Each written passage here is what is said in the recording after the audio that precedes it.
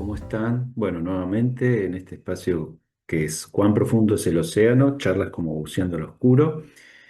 Hoy con Vero Cardoso, psicoanalista, directora de Diversidad y Género y Psicoanálisis, junto con Jessica Punset, y feminista.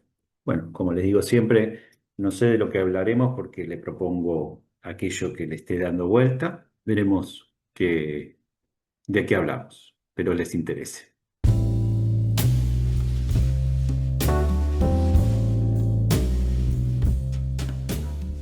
Ahí está. Buenísimo. Muy bien. Bueno, esto es para el canal de YouTube, para la página me la pasaría leyendo y el formato este es ¿cuán profundo es el océano? O sea, a mí me interesa. ¿Qué es lo que vos estás pensando? ¿Te está dando vuelta como que hace un tiempo o lo más urgente que esté ahí presente y ir conversando sobre eso e intentando profundizar sobre eso? ¿Qué sería en este Bueno, momento algo que vos te esté dando vuelta?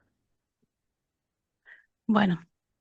Em, Pensé en esa pregunta que me habías hecho además cuando me invitaste y como fue hace varios meses tu invitación, eh, fue cambiando un poco, pero después pensaba que no, no sé si cambió tanto en lo que estaba pensando en ese momento. Van sucediendo cosas en el camino y bueno, uno a lo mejor se va modificando en función de esas cuestiones que van aconteciendo, pero en definitiva un poco sigo pensando en lo mismo. En aquel momento comenzábamos con Jessy en nuestro espacio a, a configurar el curso y las cuestiones que nos convocaban a investigar, que veníamos como trabajando ya hace un par de años, que tienen que ver con los cambios en la subjetividad, ¿no?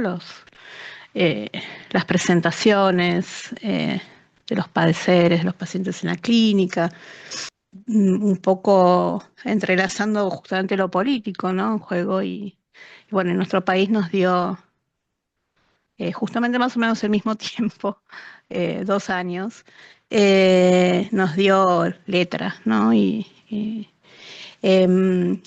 bien es cierto que también contribuyó como eh, un estado, obviamente, de la afectación, ¿no? De todo lo que fuimos atravesando, pero decíamos muchos que charlábamos, que compartíamos lo que iba pasando, era que no había capacidad de reacción, ¿no? Y de poder elaborar los acontecimientos y lo que iba sucediendo.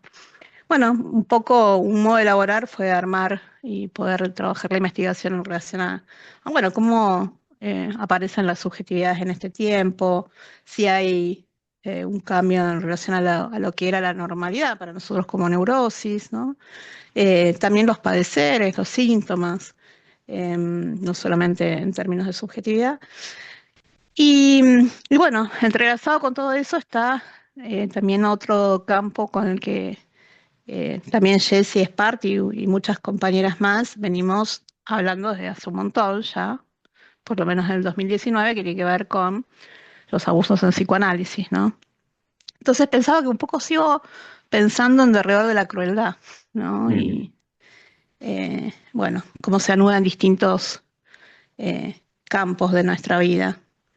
Y bueno, eso ahora me tiene totalmente ocupada, porque las cuestiones que tienen que ver con los abusos en psicoanálisis tuvo como olas, ¿no? Y explosiones desde el 2019 hasta acá. Y bueno, ahora nuevamente.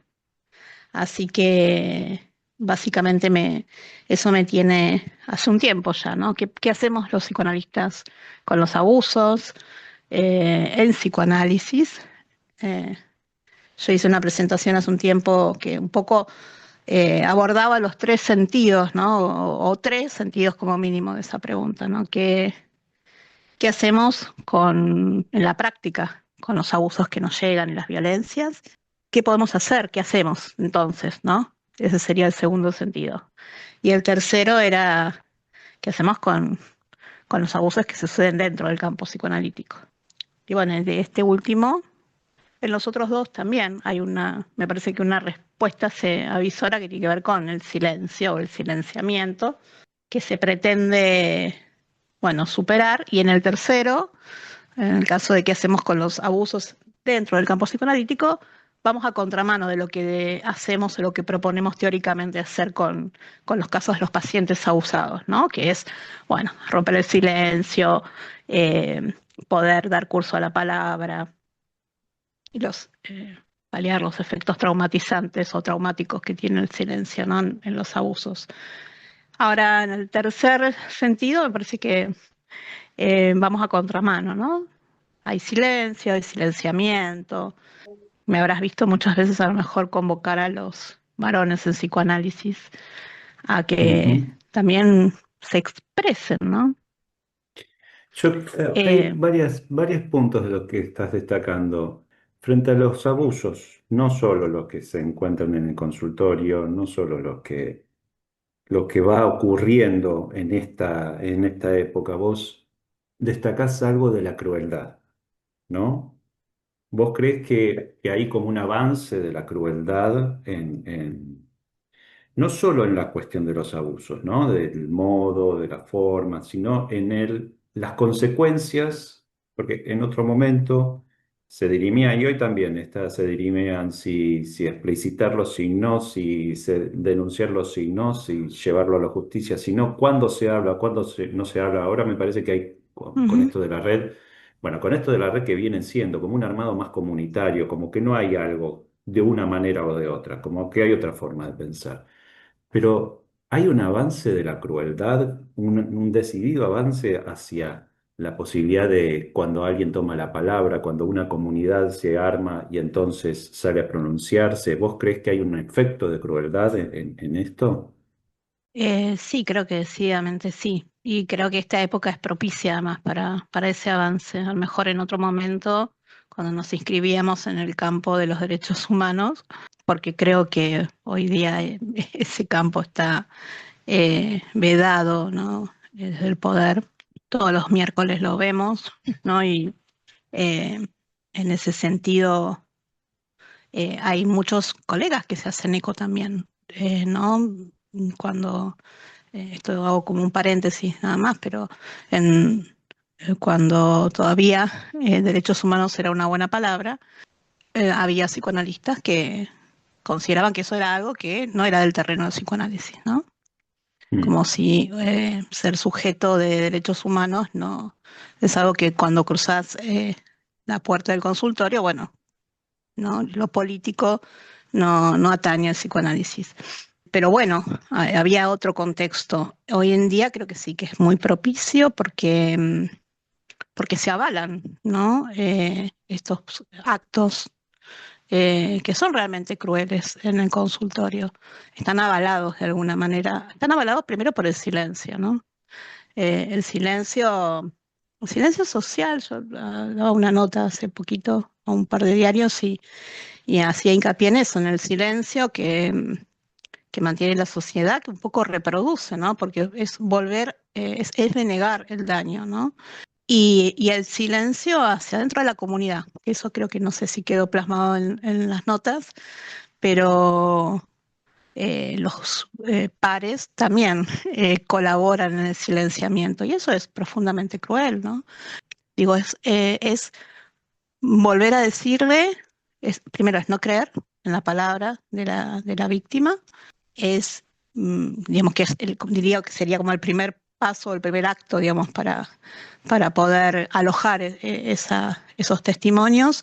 Y el segundo lugar es de negar, ¿no? Es negar que eso ha existido y eso es hacia la persona que padeció algún abuso o una violencia, es totalmente revictimizante y cruel porque le niega la existencia como tal de un sujeto que porta verdad en su palabra, ¿no? Y su verdad y que no tiene lugar a donde acudir.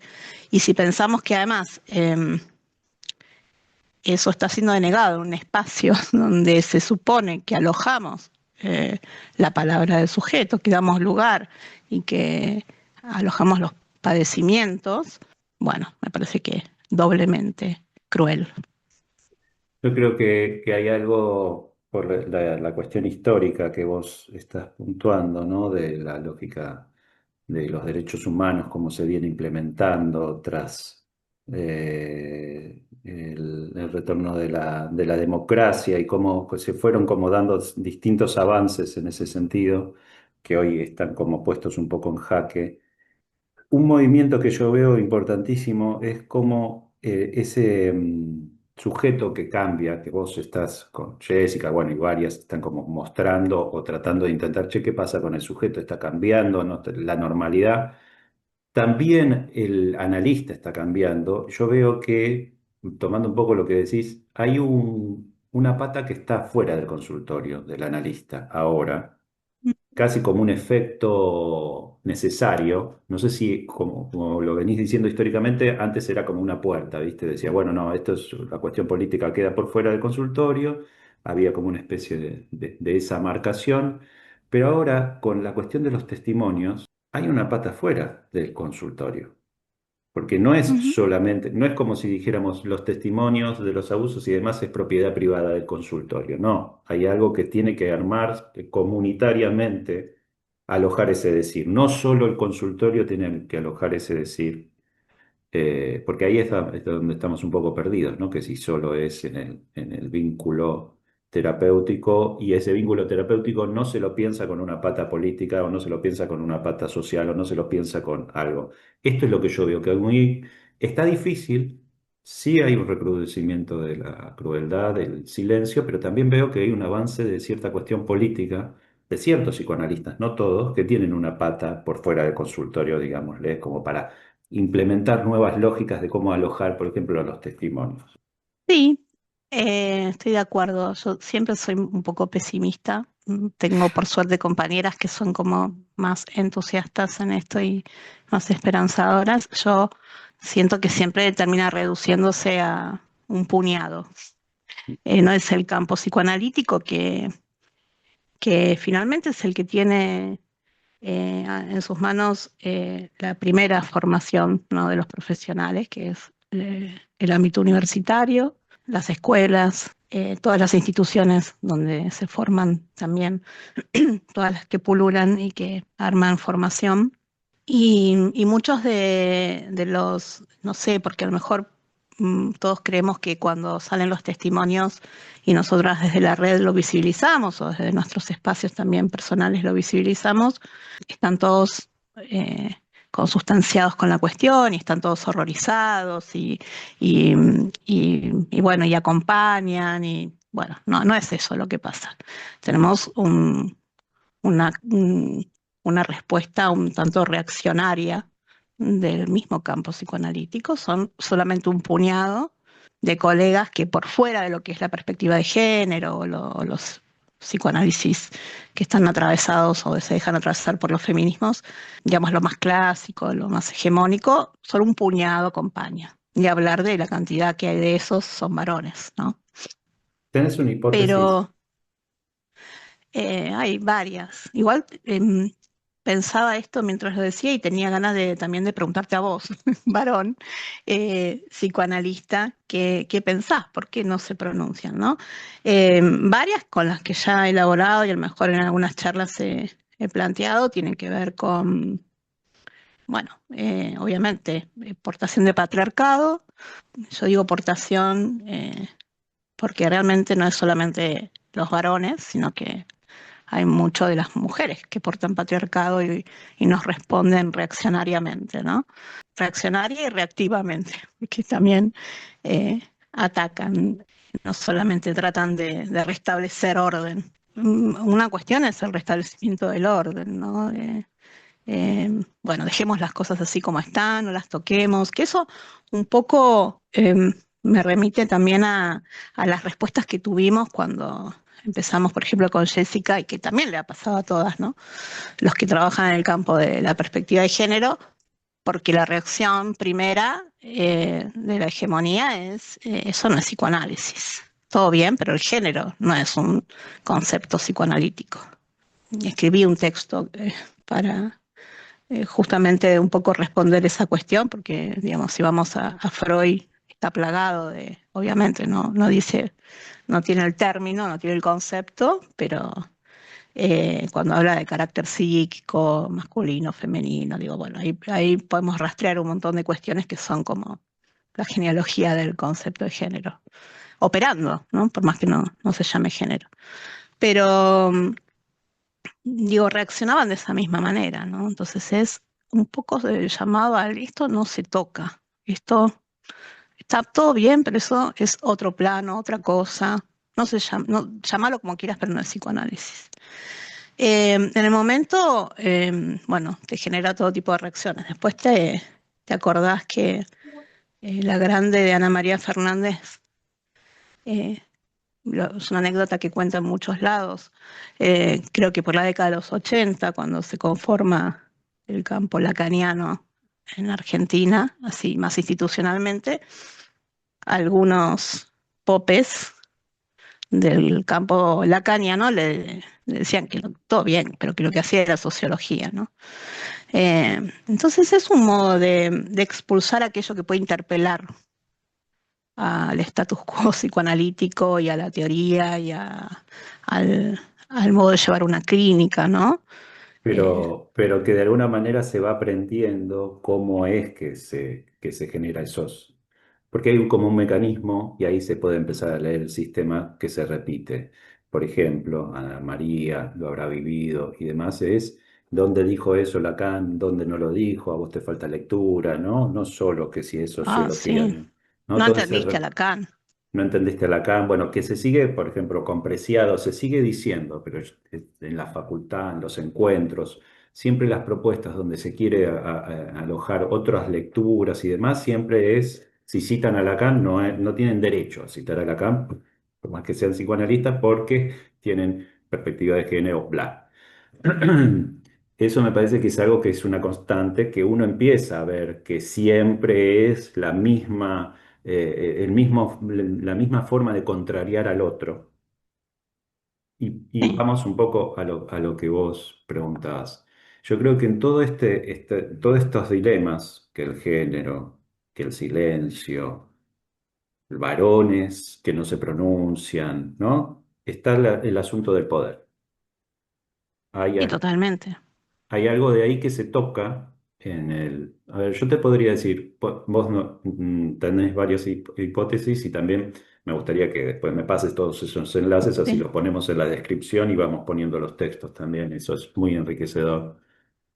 Yo creo que hay una hipótesis que yo vengo barajando, por lo menos me doy cuenta que a mí me atraviesa, es que no importa la magnitud del daño ejercido, ¿no? Como varón, cis, hetero y demás, con mis privilegios, del daño ejercido a nivel de, obviamente, no al nivel de una cuestión, no solo falta de ética, criminal, ¿no? Un abuso a nivel de lo de Chinaski y otros personajes. sí, Lo que yo me vengo interrogando es que como es un sistema, y si no nos hacemos cargo que es un sistema, ese lugar que a mí se me da como varón, lo primero que diría es, ¿por qué tengo que hablar desde mi lugar de varón siendo psicoanalista? Bueno, ahí se me convocó un poco. Bueno, a ver, ¿sos psicoanalista? Sí, pero no eludas también la cuestión del varón psicoanalista, por ejemplo. Bueno, yo creo que ahí está diciéndose la tensión de un sistema de poder. ¿Sí? Donde de alguna ujú, manera, sin llegar a los casos de abuso, o sea, hay un montón de varones que no nos pronunciamos o nos pronunciamos de diversas maneras y demás. Yo no sé, yo me pronuncio de diversas maneras, pero no me voy a poner ejemplo de cómo yo me pronuncio. Me pongo del otro lado, me pongo del lado del varón sí, sí, que por ahí no se pronuncia. Porque todavía no registramos, ¿sí? El lugar privilegiado que tenemos en el uso del poder. O sea, todavía no registramos, naturalizamos tal vez la idea de algo adquirido, de algo como dado, naturalizamos el poder, podría decirlo de esta manera. ¿Sí? Yo creo que el caso extremo de Chinaski, que puede decir las cosas que puede decir en un medio y todo eso, es porque es como el caso, no es, sería muy básico decir que es narcisista, que esto, no, está dentro de un sistema que propone que su palabra se pueda decir de esa manera, sin consecuencias. Entonces uno por ahí no llegaría tanto, ni tampoco tendría esas prácticas en él, porque hay una ética y podemos llenarnos la boca con eso. Pero sin embargo, sí hay una naturalización del poder en los varones que no cuestionamos. O sea, desde el momento que abrimos la puerta, desde el momento que se juegan ciertos imaginarios, desde el momento que entramos en una cátedra, en un hospital, en una institución, hay cosas que están dadas y que tienen que ver con naturalizar ciertos lugares de poder. Y que para el hombre, si no viene alguien a decirte, che, vos sabés que no es normal, no es lo habitual, no es que vos estés entrando y te pronuncies como si fuera de suyo. Si eso no se puede cuestionar, creo que no estamos muy enterados del lugar del poder que estamos ejerciendo, representando o lo que sea. Sí, totalmente. Bueno, y cuando te daba el ejemplo de que esto ya, digamos, algo similar ocurría cuando ocurre, cuando se disputa, pareciera el psicoanálisis o se siente el psicoanálisis en disputa, ¿no? Por los discursos de género, hablo de poder, ¿no? Digo, si hablaba de la hegemonía, justamente la causa es poder seguir teniendo poder, ¿no? Dentro, el poder sobre el saber, la verdad en juego. Con respecto a los varones específicos, primero yo decía este silenciamiento o por qué creo que ocurre, que no se pronuncian en general o que hay como un backlash, como decimos nosotros, cada vez que hacemos visible los testimonios de las víctimas. Por un lado tenemos esto, que es justamente la disputa por el poder, ¿no? Y el querer seguir sosteniéndolo en general. Y ahí hablamos, por eso decía, la importación de patriarcado, porque ahí hay hombres y mujeres, ¿no? Después está esto que vos decís que tiene que ver con los varones, que es una naturalización, pero que también es un querer seguir sosteniendo esos privilegios, ¿no? Que da ese poder dentro del psicoanálisis. Eh, que existe hace un montón, ¿no? Eh, yo ya estoy fuera del ámbito académico, de la universidad, pero bueno, no digo, no, los lugares para poder acceder a las cátedras, para el poder que ejerce el jefe de cátedra sobre las mujeres de la cátedra, ciertas configuraciones que se arman para poder acceder, entonces, bueno, cuestiones de seducción y demás para poder sortear los obstáculos que trae, eso lo he visto en vivo y en directo, ¿no? Eh, eh, y de ahí a pensar ámbito que también facilitaba un montón los abusos ahí dentro mismo, ¿no? De lo que era el ámbito universitario. Eh, y supongo que hablo en pasado porque era lo que vivencié, pero digo, supongo que debe seguir sucediendo. Sin ir más lejos, digamos, pensando el lugar que tiene la única cátedra de género que hay en en la UBA, al menos, y sigue siendo una materia optativa, ¿no? Una materia por fuera de la currícula obligatoria. Em, pero bueno, pensaba esto. Y la otra cuestión que tiene que ver ahí, un poco abarca también a hombres y mujeres, tiene que ver con no solo con las complicidades que se da entre varones, ¿no? Porque esto tenemos un montón, sino con preservar, bueno, ciertos lugares que se han alcanzado y entonces pronunciarse es incómodo, eh, eh, puede generarle daños en lo que han conseguido, eh, digo, como lugar de poder, ¿no? Y entonces mejor no, ¿no? Es por eso yo decía hace un rato también Pero algo que escribía y decía cierta comodidad, ¿no? perdón, pero Sí. vos estás como muy avanzada en ese sentido, porque es como, entonces mejor no. Yo creo que hay un paso antes, que es que los varones que ni siquiera se No, los ponen varones a, no. que se ponen a pensar, entonces mejor no, ¿entendés? Ahí vos ya estás proponiendo que hay alguien que dice, frente a esto que estoy viendo, entonces mejor no. Yo creo que hay una Sí. naturalización de que no tendría por qué yo pronunciarme o no tendría por qué yo decir algo, no tendría por qué. El paso siguiente es, entonces mejor no, sí, ok, hay algunos que por ahí se lo plantean, pero me parece que hay una gruesa mayoría que no los toca el tema, ¿entendés?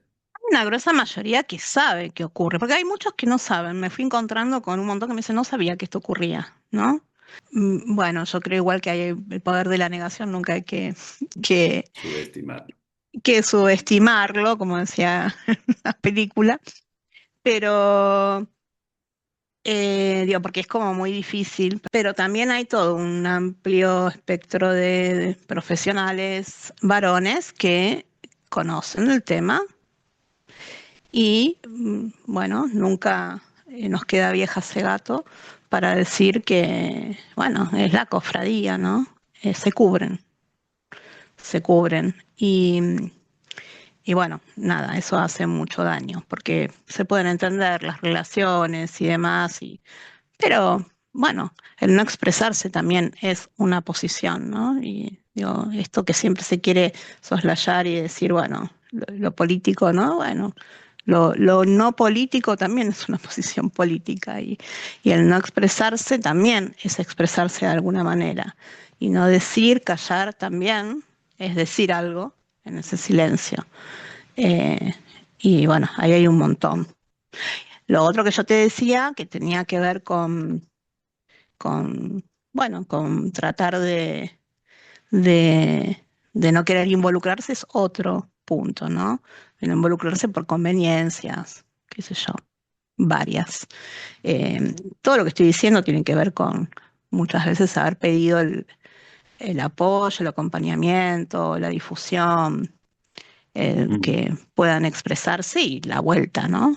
Después no escapa esto también, eh, el espacio mismo en el que nosotras nos inscribimos, que tiene que ver con la perspectiva de género, ¿no? Hay muchos que consideran que lo que hacemos es escrache. Hace un rato hacía una publicación un poco cansada de algunas vueltas de eso y, y sin desmerecer el scratch, porque el scratch ha tenido una función fundamental cuando no teníamos justicia, ¿no?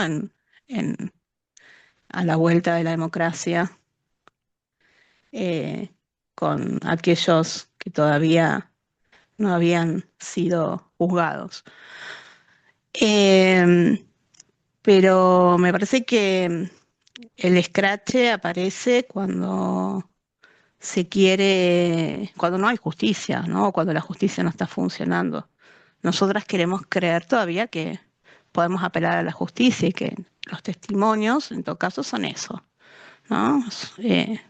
Son, en todo caso, los elementos de los que podrá hacerse un tribunal de ética, los que podrá hacerse la justicia si hay una cuestión en donde se desconfía que hay un delito. Y bueno, digo, podrán erigirse como prueba, ¿no? Nuestra última, eh, eh, en la historia, digamos, la dictadura nos ha dejado eso, ¿no? Como, como ejemplo, ¿no? Que, bueno, ahí donde lo que sucede es entre cuatro paredes y entre el torturador y el torturado, bueno, los testimonios portan verdad.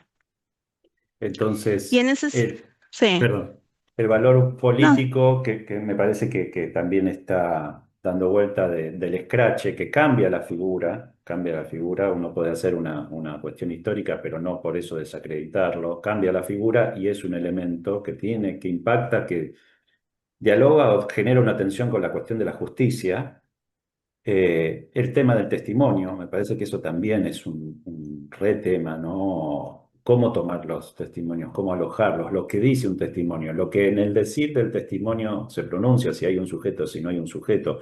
Hay distintos decires, hay distintas, pero no sé si todos constituyen testimonio. Entonces ahí también el valor del testimonio, cómo alojarlo, que me parece que eso también es como un recorrido histórico, por lo menos no sé cómo será en otros países, pero en este sí. país. el psicoanálisis en este país tiene que hacerse cargo que cuando se habla de testimonios de abusos, no es sin el contexto político de la dictadura militar y todo eso. Los derechos humanos no es sin Total. ese Y los contexto, todo derechos eso. humanos. Entonces me parece que esto, ¿no? Porque si no es como que decimos abusos, y sí, pero esos abusos que se está usando la herramienta del testimonio, que se tiene un trabajo, se tiene un retrabajo en la Argentina sobre la lógica de los testimonios, cómo alojarlos, cómo escucharlos, y que tienen en algún punto, esto es lo, lo paradójico, que al ser abusos que pasan en instituciones, en escuelas, en consultorios, tienen un estatuto similar, ¿no? A eso que ocurría en la época de la dictadura, ¿no? Bueno, Eh, es Ulloa de quien tomamos el concepto de encerrona trágica y él lo trae justamente para los crímenes de la dictadura, ¿no? Para la situación de dos, donde no hay tercero de apelación. Y bueno, y quienes trabajamos en abusos y violencias también hacemos uso de ese concepto porque es maravilloso, ¿no? Justamente aquel, el sujeto queda a merced de aquel que, bueno, de quien depende tu vida y esa es la paradoja, ¿no? Justamente el que te puede matar y te torturar y es de quien depende también tu vida. En los abusos y las violencias sexuales y de género. Bueno, esto también lo vemos en el incesto paterno-filial, ¿no? Eh, Justamente quien debe cuidar y de quien depende eh, el infancia es justamente el que causa el daño. Y en el consultorio también, ¿no? Por eso digo lo estragante y lo dañino. Yo decía por ahí que no es solo al daño o muchas veces al padecimiento que trae el paciente se agrega eso justamente, ¿no? Que a quien se confió el sufrimiento, el padecimiento, se le suma el abuso, con lo cual es doblemente estragante y traumatizante. Traía lo de Ulloa y pensaba hoy, un poco porque estamos pensando estas cuestiones en relación al testimonio y demás, me acordaba que en otro espacio hablamos de la fractura con la historia y la historización, ¿no? Con vos, un poco hablábamos de esto con vos y con otros, y esto también entra, ¿no? Digo, parece que se hubieran olvidado la importancia de los testimonios para que hubiera verdad y justicia, ¿no? exacto. Entonces, bueno, habrá que reinstalarlo, ¿no? En lo de los testimonios tiene un montón de valor, primero porque la reiterancia de testimonios de igual contenido sobre la misma persona, de personas que no se conocen, bueno, va generando prueba. Lo otro que tiene de valioso los testimonios es que justamente rompe esa dualidad de la encerrona trágica en donde no hay tercera apelación, no hay terceridad. Esas cuatro paredes solamente conocen ese horror. Y cuando nos envían los testimonios, bueno, yo creo que realmente ahí nos convocan al lugar de testigos. Y cuando hay un testigo, me parece que se reinstala eh, el eje simbólico, ¿no? Digo, y bueno, nada, ahí eso es lo que produce muchas veces el primer movimiento de alivio y esto es lo que nos vuelve siempre, ¿no? De todos los relatos que nos hacen, que fueron cientos y cientos. Habría que ver si no son miles desde el 2019, no los hemos contado, pero bueno, de eso nos estamos encargando ahora, de armar un observatorio. Pero de todos lo que nos vuelve es el primer alivio, gracias. El alivio por escuchar y creer, alojar esto, y el alivio por después encontrarse con otras que les pasó lo mismo en general y otras que les pasó lo mismo con el mismo. Entonces lo primero que dice, entonces yo no estaba loca, ¿no? Eh, el punto del enloquecimiento es algo que, bueno, es muy usado también como manipulación, ¿no? Por parte de quien ejerce las violencias y los abusos dentro del consultorio. Entonces, me parece que un poco restaura, ¿no? Este lugar, convoca al lugar de testigo y ahí, bueno, somos las receptoras de esto. Y después el otro movimiento que tiene que ver con el trabajo que hacemos con eso, que el dar a ver, visibilizar y mostrar a la sociedad, no solamente al campo analítico, me parece que pone ese testimonio en el lazo social, ¿no? Eh, digamos, está dirigido al otro social, que es lo que un poco cercena las cuatro paredes del consultorio, ¿no? Lo personal es político siempre vuelve, ¿no? El, el, el lazo con el testimonio y el escrache que venimos hablando, pensaba, no sé si lo leí, sí, hace poco lo leí también en voz, pero no me acuerdo el nombre de esta chica que lo decía, que cuestionaba la idea de, no le estaban diciendo que si era un scratch, y en el caso de Chinaski, y que decía, pero él mismo ¿no? Escracho. Se escrachó. Yo pensaba que, algo de eso también escribí, todavía no lo publiqué, pero lo escribí, que, que si el escrache contra sí mismo fuera una forma de poder, los varones lo estaríamos usando. Ah, ¿Entendés? claro, sí.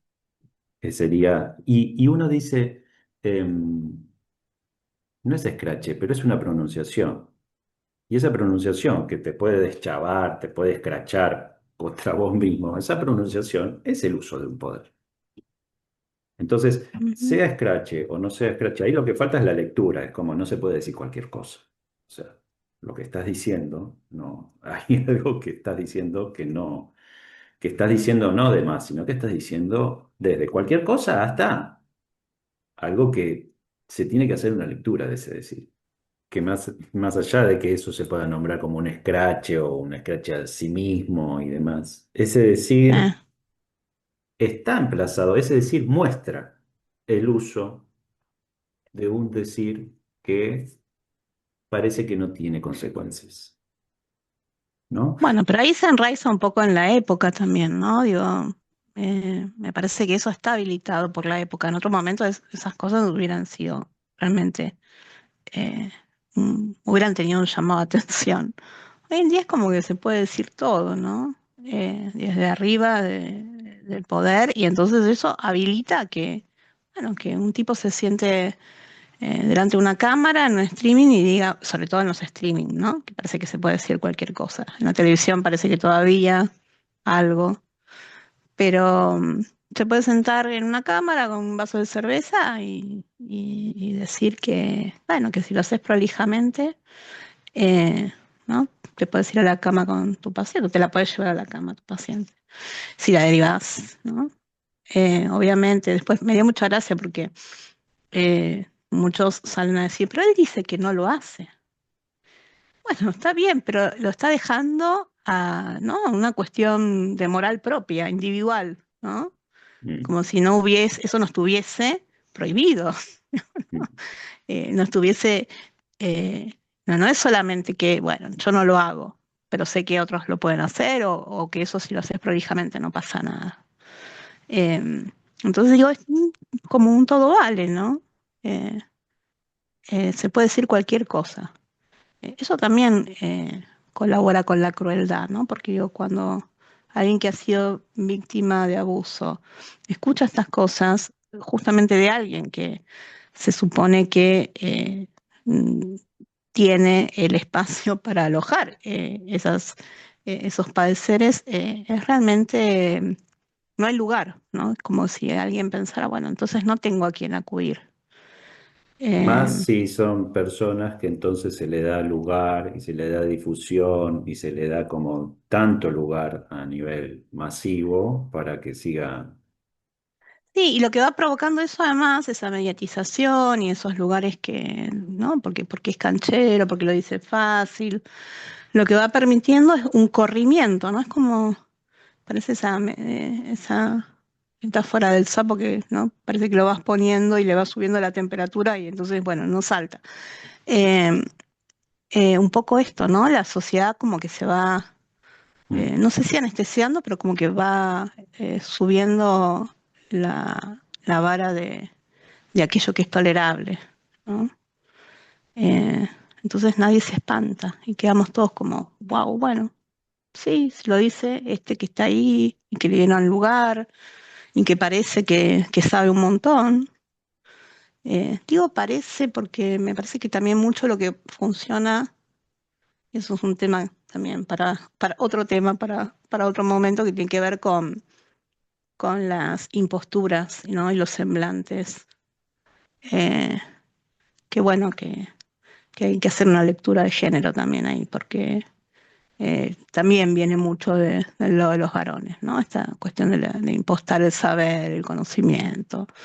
Eh, y bueno, y parece que como sabe, bueno, entonces si lo dice él, ¿no? mm. Además, y en ese video creo que hizo un poco de cita de autoridad, ¿no? Porque sí, se valió de Freud, de algo que no dijo, ¿no? Pero que Freud no dijo, eso dijo totalmente lo contrario, pero bueno, no sé, le hizo decir algo que eso es igual un vicio que tenemos los psicoanalistas, ¿no? Hacer decir a los maestros cosas que no dijeron. Igual eso es lo de menos, si lo dijo o no lo dijo, no importa. Si lo dijo Freud estaba mal también. Yo creo que, volviendo un poco al punto de antes que interrogabas por los varones, está la otra cara de la misma moneda, que es que muchas veces un varón que se pronuncia o que se muestra con un saber, eh, un saber no corrido de la lógica del saber, ¿no? Que no está impostando el saber, sino que lo cuestiona, una verdad que no Ujú. sostiene, eh, eso también yo he visto que se, hay como no te corras de ese lugar, vos, varón, representa ese lugar. Si hay alguien, eh, vamos a decirlo claramente, varón que se presenta en algún lugar y dice no sé, o no responde, o tiene cierta posibilidad, ¿no? De no ponerse en el lugar Y del es un mal saber. varón. No solo es un mal varón, sino que es como, yo lo que he visto es como, bueno, no, no, en verdad quiere seguir representando el saber, o quiere seguir diciendo una verdad, o bla, bla, bla. Es como que hay algo de eso, como que se sigue insistiendo en que no se corra ese varón del lugar que debería representar.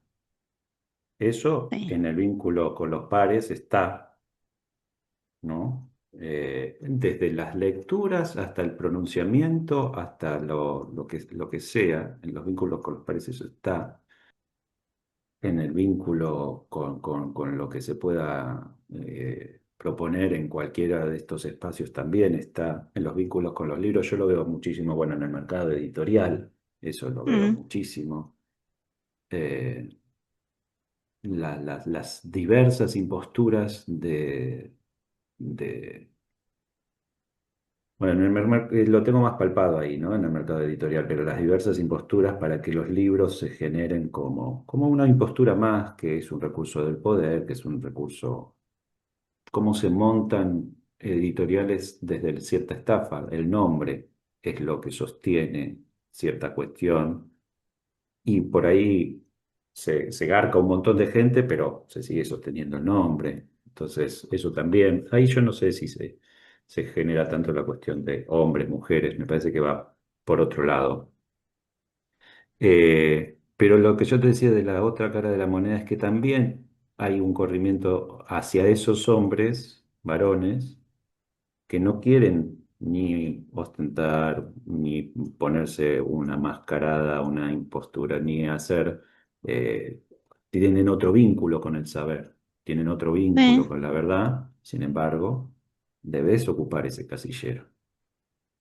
Vos decís algo así como que los convoca nuevamente a que se ubiquen donde corresponde. Exacto.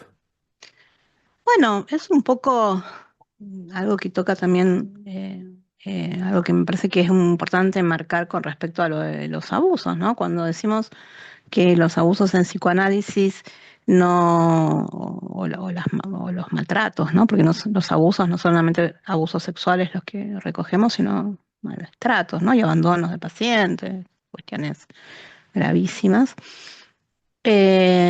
no responde a una individualidad o a cuestiones meramente de una mala práctica, digamos, ¿no? O de un profesional, de un mal profesional, vamos a llamarlo así. Son cuestiones estructurales. Y eso que vos estás llamando o que estás contando es justamente el entramado estructural, ¿no? Esto no responde a una cuestión particular y tampoco es de varones y mujeres, por eso digo, cuando decía aportación de patriarcado, hablaba también de esas mujeres que son muchas veces las primeras, ¿no? Que convocan al varón a que vuelva a ocupar el lugar que le corresponde, ¿no? Como demanda de amo. Eh, bueno, sí es un poco demanda de amo, ¿no? Pero eso bueno, lo he vivido, lo he palpado, pero no termino de entenderlo, de por qué es así. Vos decís que es un armado estructural. Bueno, sí, estoy hablando de patriarcado, ¿no? Digo, de cómo nos ubicamos.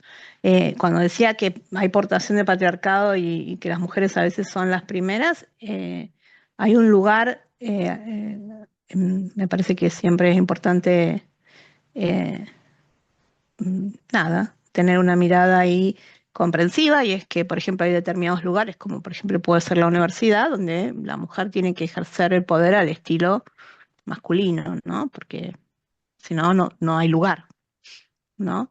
Y en ese sentido pienso también que, bueno, hay muchos varones que por más que no tengan esta impostura, también tengan que, si quieren jugar ese juego o si quieren entrar en ese sistema, tendrán que jugar con las reglas y que asigna el patriarcado, ¿no? En relación al poder. ¿Cómo se ejerce el poder? Bueno, de esta manera, ¿no? Mm, eh, Pero, bueno, también digo, en ese sentido, uno puede tener una mirada benévola sobre las mujeres, porque es el modo, ¿no? Donde yo eh, formé parte del Servicio Penitenciario Federal durante 24 años y bueno, sí, hay momentos en que para poder hacerte oír te terminas escuchando como, ¿no? Como un varón más dentro de la institución y entonces te respetan. Ese es el lado benévolo. Pero después hay otros que ejercen eh, ese lugar o ejercen el poder desde el carácter clásico de la masculinidad dentro del patriarcado, porque, bueno, porque trae privilegios también, del mismo modo que a los varones, ¿no? Y porque sostienen, como decimos, y ahí voy a usar un término totalmente ajeno al psicoanálisis, sostienen, bien de los feminismos, sostienen un poco al macho, ¿no? Eh, sí, esta necesidad de sostener ahí, bueno, yo decía amo, pero bueno, el macho es un concepto un poco más amplio que eso, eh, también lo encontramos. Ahora, respuesta a por qué los varones que no tienen que sostener imposturas, igual se los lleva a ese lugar desde el campo psicoanalítico, ¿no? Digo específicamente, ya sea en el campo psicoanalítico o en la editorial, en editoriales, no sé, lo que vos traías. eh, Uno puede encontrar ahí una respuesta que tiene que ver con esto que te decía, con lo que implica el patriarcado en relación al poder y la desigualación, ¿no? Porque no solamente la subordinación en el patriarcado está dada para la mujer, sino para esas masculinidades no hegemónicas, podríamos decir, ¿no? Que si uno se fija, los mecanismos, sin embargo, siguen siendo los mismos. Lo que rodea a eso, ahí está la violencia, está el silencio, está el apartamiento. No es que se ofrece el mismo lugar y ya, si esa persona, ese varón no quiere ocuparlo y demás, empieza a ocurrir esos mecanismos que vos nombraste, ¿no? Empieza a ocurrirle como el apartamiento, el silencio. No sé si la lógica de la locura, sí creo que es la lógica de la angustia. Para los hombres hay Ujú. más la presencia de la angustia que del sentirse locos con respecto a lo que está ocurriendo. Parece que más una profunda angustia que una, no creo, hay algo de la locura que no sé si está tan presente en ese punto. En los varones decís. Sí, Mm. sí. Sí, cuando se tiene que prestar un testimonio, cuando hay un caso, no de abuso, pero sí de cierta, ¿no? De haber sido, sí, de ser víctima de cierto poder y demás. Creo que más que no está la lógica de me lo creí que entonces estoy loco, no sé si es así, me parece que es más una angustia y como una caída, ¿viste? Como un silencio Sí, distinto. sí. Mira, esto que traes me lleva un poco a otra discusión que, bueno, igual habla sobre eso, ¿no? Que surgió estos días, que tiene que ver con, bueno, colegas que a lo mejor plantean que bueno, colegas del campo, ¿no? De las perspectivas de género y los discursos. eh, en general que dan los feminismos, los discursos LGBT y demás, nos decían que bueno, que a lo mejor había que hacer hincapié en que no era solamente no era solamente de varones la violencia, sino que también de las mujeres, ¿no? De mujeres que ejercen violencia sobre varones, ¿no? Porque, por esto que te decía hace un rato, ¿no? La mujer también hace portación de patriarcado y que las lógicas de opresión también están ofrecidas dentro de esa estructura para la mujer, que es lo que decía hace un rato, ¿no? Que te contaba con el servicio penitenciario y demás. Eh, de todos modos, bueno, y en ese sentido sí hemos recibido denuncias de varones, ¿no? Que han vivido situaciones que pueden, eh, no sé, configurarse ahí como un abuso. Estoy pensando en varias que son distintas, por eso decía, podrían configurarse. Pero el problema ahí justamente es nuevamente patriarcado, ¿no? Porque los varones a veces no pueden identificar que eso es un abuso, ¿no? Que lo que han vivido, qué sé yo, una analista que te invita, como dijo Chinaski, a pasar, a lo mejor no prolijamente, ¿no? A la cama y tener una relación con ella. Algunos se han animado a denunciarlo. Eh, entonces, es verdad, primero, que lo que yo le respondí a esta colega es que la proporción es 91, ¿no? De 90 mujeres que denuncian, uno es un varón que denuncia. Ahora, también podemos hacer otra lectura. Ese uno en la proporción es porque hay más hombres que abusan o porque además también los varones no pueden identificar un abuso como tal. Bueno, una primera respuesta es esa, ¿no? Y la respuesta otra vez es el patriarcado. El hombre, cuando una mujer mayor o más grande o con poder lo seduce, en vez de atender su padecer en un diván, lo, lo carga a la cuenta de un levante, ¿no? De una conquista. Y los pares también, ¿no? Eh, Ahí estamos hablando de casos que implican cuestiones, elementos sexuales, ¿no? sí, Yo lo que te decía al principio de la charla, de esta dificultad de tener lecturas en los varones como para dejar de naturalizar ciertas cosas. Por ejemplo, cuando vos hablabas de lo académico, esto que para la mujer tiene que ver con cierto lugar donde se le pide la seducción o se le pide otras cosas, en el ámbito académico, ¿no? sí, En el varón, por ejemplo, y a mí o sea, porque tengo una lectura de eso, no me cabe duda de que hay un abuso en esa desimetría de muchos jefes de cátedra y demás que ponen a uno o dos, y siempre cambia y es sistemático, como su mano derecha.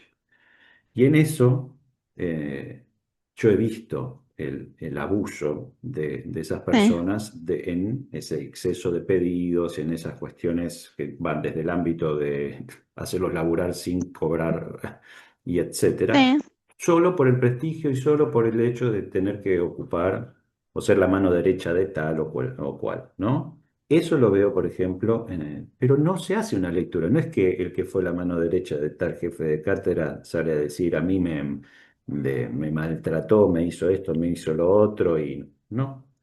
Es como es el derecho de piso. claro, sí, bueno, esto lo llevo al ámbito carcelario, por defecto, perdón, pero eh, mi práctica ha tenido, como te decía, años ahí dentro y eso en la cárcel para alejarlo de lo que es esto de la universidad y demás, para que se pueda ver mejor, ¿no? Porque a veces no se ve.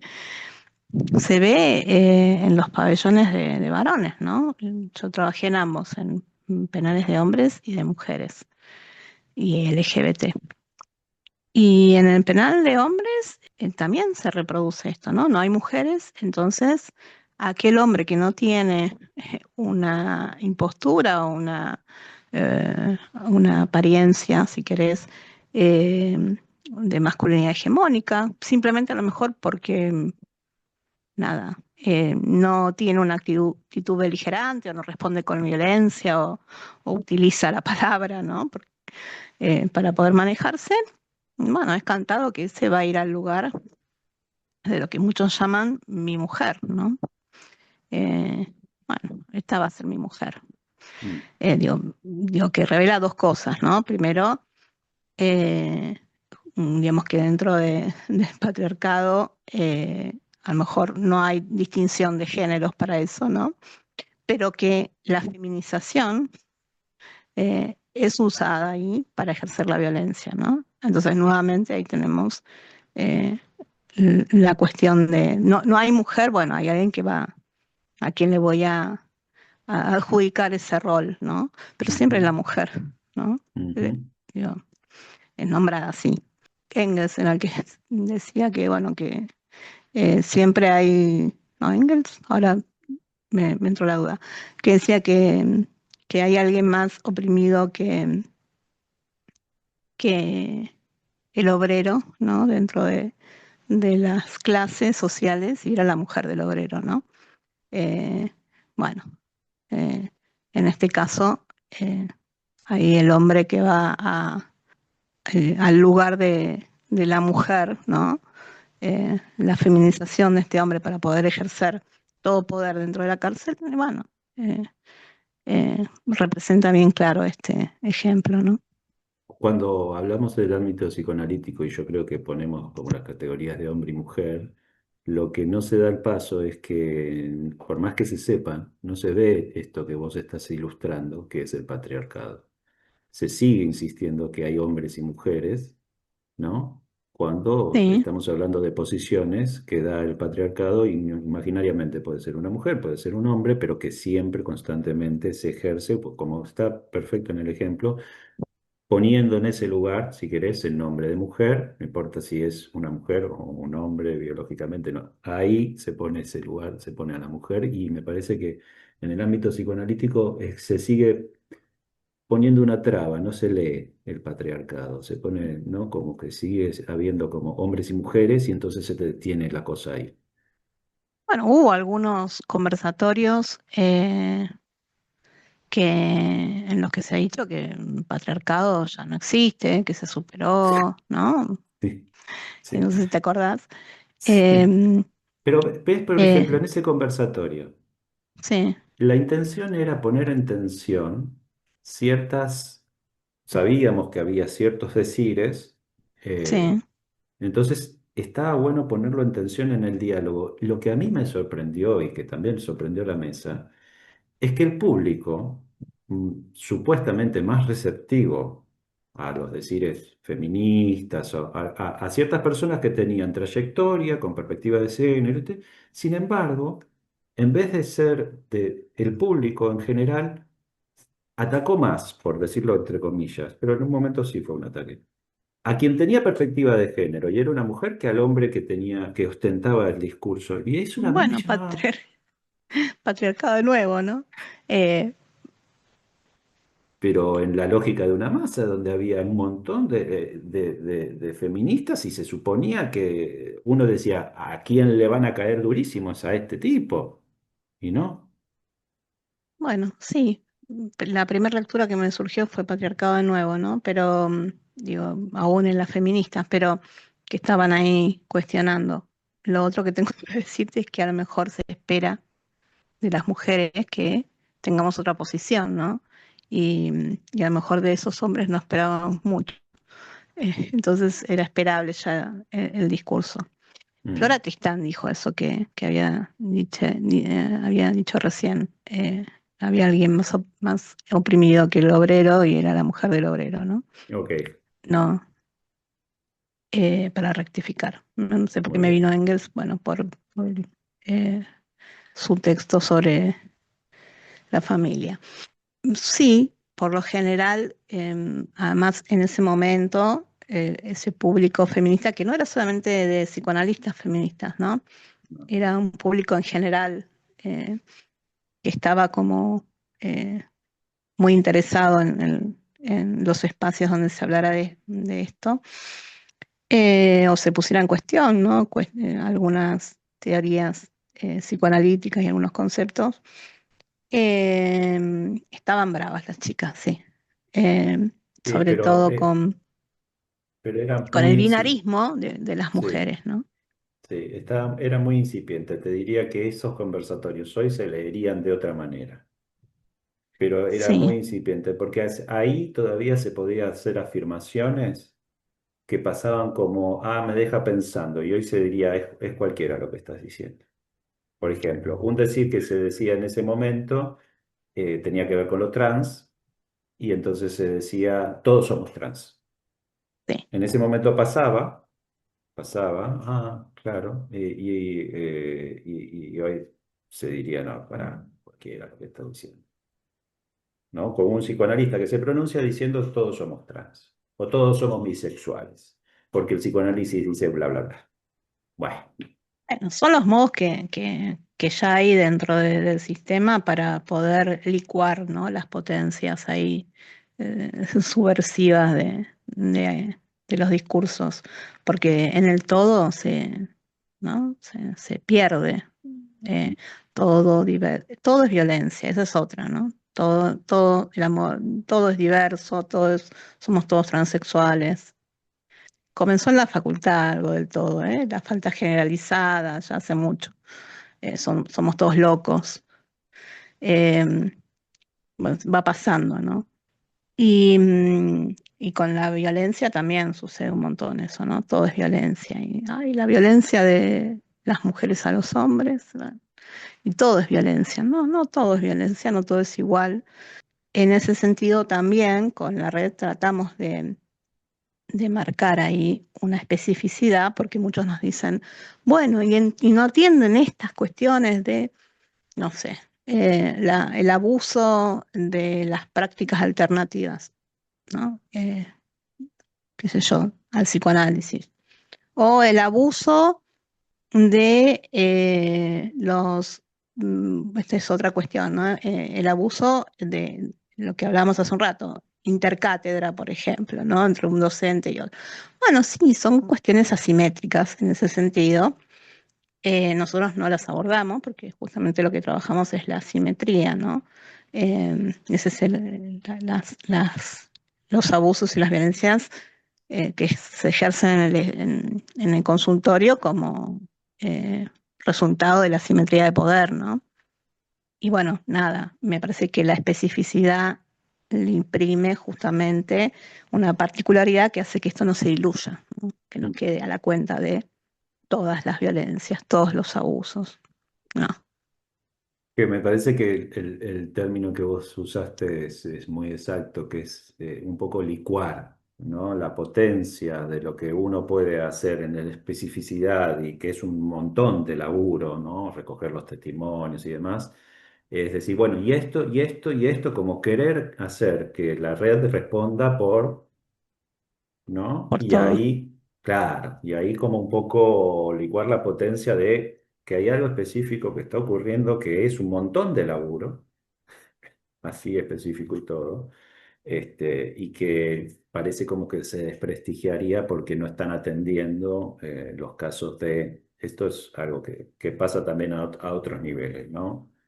Que hay como una especie de rencilla entre gente que empieza a tener cierta lógica, cierta como paradigma, cierta especificidad y se aboca y no, pero no están atendiendo a tal otra cosa y esa otra cosa es lo que Bueno, Parece. es un poco banalmente circula en la televisión y en los medios un poco esto de esa vuelta que le dicen, las feministas dónde están, ¿no?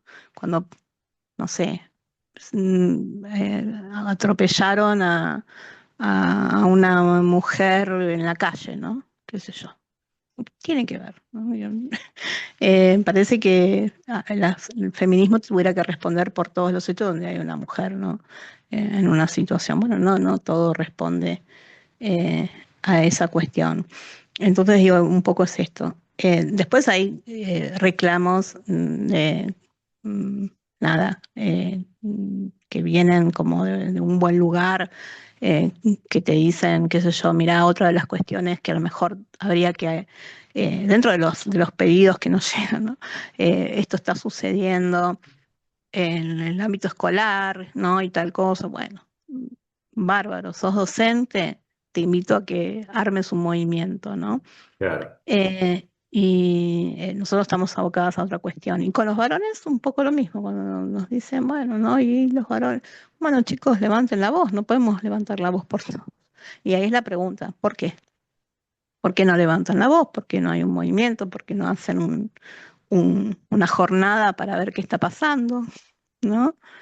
¿Qué está pasando dentro del ámbito? Porque otra de las cuestiones que nos llega mucho es que le hacemos mal al psicoanálisis o que le hacemos tremendo favor a quienes quieren desprestigiar al psicoanálisis, denunciando que hay abusos en psicoanálisis. Eso es maravilloso, ¿no? Eh, Quienes le hacen tremendo favor y en detrimento del psicoanálisis son los que abusan, ¿no? Y los que ejercen violencia. Visibilizarlo me parece que es justamente un modo de cuidar nuestra teoría y nuestra práctica, ¿no? Sí, Decir esto no. en ese sentido, el psicoanálisis todavía tiene una gran deuda con el pensamiento crítico, ¿no? Se banca la crítica intrainstituciones, del planteo de la teoría, bueno, lo hemos hablado, no solo la cuestión de la teoría, las cuestiones del armado de las instituciones, las cuestiones de la atención, hay algo del planteo crítico que no se tolera. Ni que hablar de las lecturas, del armado de la lógica de las lecturas, si lees a tal o cual, si podés decir una cuestión crítica de Lacan, ¿no? Las cuestiones religiosas que se arman en torno a todo eso. Bueno, Vero, un montón. Bueno, un montón, Sí, un un montón y hay un montón. montón más para hablar, Sí, hay pero un bueno. montón. Bueno, Listo, Nico, te te mando un mando un beso. abrazo. Chau, Chao, chau. chao.